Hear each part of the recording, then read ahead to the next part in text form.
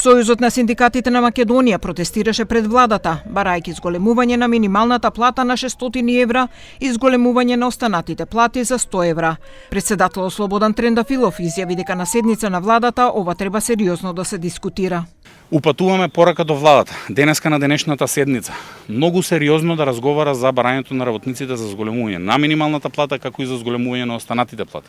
Бараме многу сериозно да размислуваат и да разговараат на денешната седница, да ги ослободат работодавачите или да подадат рака и на бизнисот, како што ќе подадат рака на работниците за зголемување на платите и за ослободување на придонесата за задолжително социјално осигурување.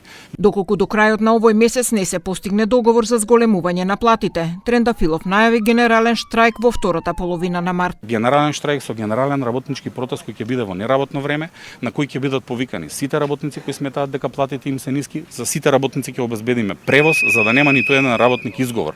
Сите ќе излеземе на улица за да им покажеме дека не сме задоволни од платите. Инаку Слободан Трендафилов во врска со малиот број на луѓе кои излегува пред владата изјави дека тоа е затоа што работниците се на своите работни места.